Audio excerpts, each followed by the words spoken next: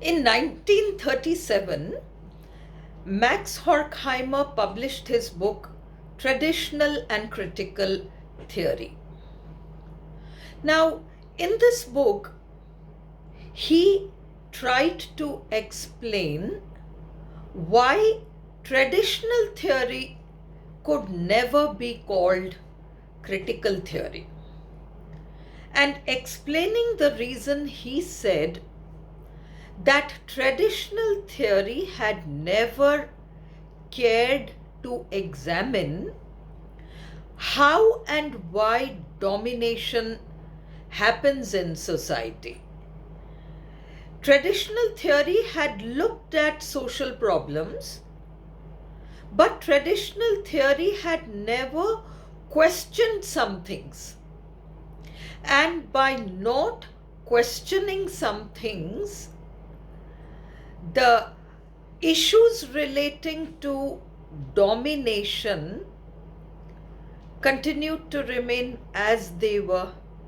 Those questions were never addressed. So this was Horkheimer's view. A truly critical theory would not only look at the problems in society, it would also look at how and why the status quo was allowed to remain. It would examine that status quo, it would question that status quo, and it would offer practical solutions. It would offer practical solutions, practical methods of dealing with those problems, and ultimately, if not completely eradicating those problems, at least diminishing those problems. And traditional theory had failed in this respect. And so Max Horkheimer hoped that critical theory would be able to do something in this direction. In the year 1944, Max Horkheimer and Theodor Adorno, they got together and they came out with a work which would later on be called the Dialectic of Enlightenment. The Dialectic of Enlightenment was published in 1947. Earlier, the same work appeared in 1944 under a different name, and it was called Philosophical Fragments. This came out in 1944 and it was circulated among friends. Later on, the same work will come out as Dialectic of Enlightenment in 1947. Again, the question which is being explored is, why did the great promise of emancipation and freedom of mankind not happen? These people felt that the Enlightenment era, which happened in Europe in the 17th, 18th and the 19th centuries, the Enlightenment era, or the Age of Reason as it was called, the Age of Reason, it had begun something, but that promise was not moving towards fulfillment. So what was the Age of Enlightenment all about? In the Age of Enlightenment, the first thing that happened was that the power of the monarchs and the control of the church, this was set aside.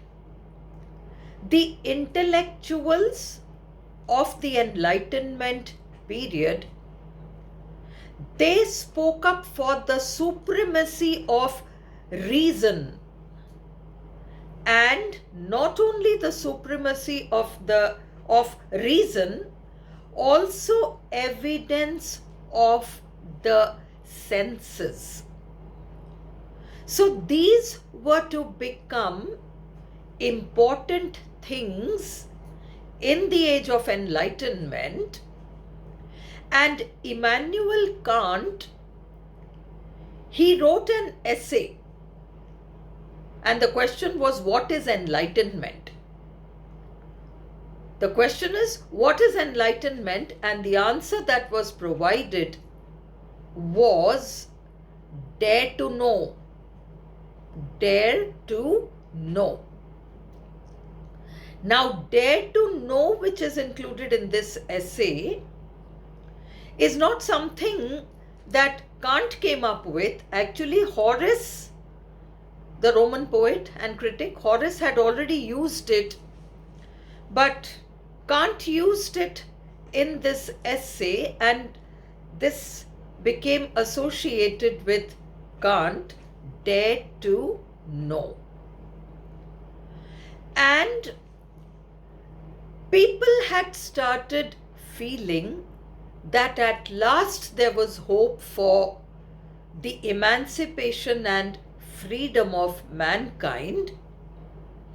And Karl Marx had also promised that feudalism, which had moved on to capitalism, one day the revolution would come, and that revolution would result in communism, and that would bring about emancipation and freedom of mankind. But as these Frankfurt scholars saw things happening, they couldn't see any signs of emancipation or freedom happening. In fact, they could see things moving towards totalitarianism. Fascism was becoming prominent, totalitarianism was becoming prominent, and so it didn't appear as if emancipation or freedom for mankind would happen at all. So these texts that the Frankfurt School is going to come up with, we saw this, the first two, and now let us look at another text by Adorno. And Adorno is going to co-author this text along with some research scholars, and this is going to be called The Authoritarian Personality. This will come out in 1950. The Authoritarian Personality. And what Adorno did in this book was, he built an F scale, and that F scale consisted of 9 personality traits which could be measured. The intensity of those traits could be measured, and one could conclude where you were on that fascist scale. So this was psychological too.